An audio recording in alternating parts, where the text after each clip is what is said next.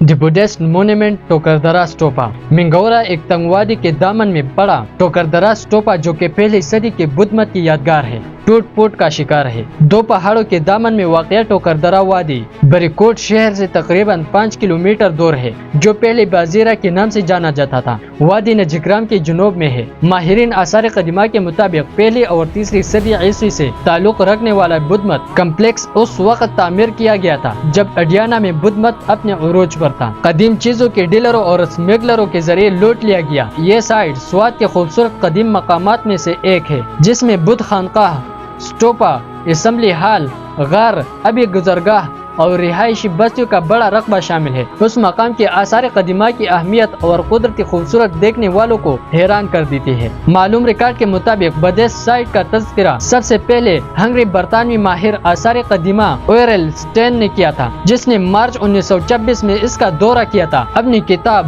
On Alexander track to the Indus personal narrative of exploration on north west frontier of India میں اس site کا تذکرہ کرتا ہے جو کہ 1929 میں شائع ہوئی تھی، جس میں انہوں نے ایک اور بڑی تصویر کے طور پر بدھ کے سائٹ کا دورہ کیا تھا۔ نجگرام گاؤں کے سامنے ایک چھوٹی سی جنگلاتی ڈیل میں واقع ہے جسے ٹوکردرا کے نام سے جانا جاتا ہے اور اس کو انسانی ہاتھوں سے زیادہ نقصان پہنچا ہے۔ تاہم وہ اپنی نوعیت کے منفرد ابی ذخائر کے ایک اہم دریافت کا بیان کرتے ہوئے کہتے ہیں، لیکن اس کی تلافی بڑے اسٹوپا کے فوراً نیچے ایک وسیع و عریض بہراج کے کام کی دلچسپ دریافت سے ہوئی۔ اس کا مقصد واضح طور پر پانی کی مستقل فراہمی کو محفوظ بنانا تھا۔ وہ بتاتے ہیں کہ اس کے ساتھ ہی مجھے اس بات کا ثبوت ملا کہ نیچے کی چھت والوں کھیتوں کو منظم آبپاشی کی فراہمی کے لیے ذخائر کا منصوبہ بھی بنایا گیا تھا۔ یہ اس دور مقصد کے لیے ڈیزائن کیے گئے قدیم انجینئرنگ کے کام کے فرنٹیئر پر اب تک کی پہلی مثال ہے۔ وہ لکھتے ہیں، پاکستان میں اطالوی آثار قدیمہ کے مشن کے ڈائریکٹر ڈاکٹر لوکا ماریا اولیویری کے مطابق ٹوکردرا اسٹوپا پہلی صدی عیسوی میں قائم کیا گیا تھا اور غالباً چوتھی چھٹی صدی کے آس پاس چھوڑ دیا گیا۔ انہوں نے ڈان کو بتایا،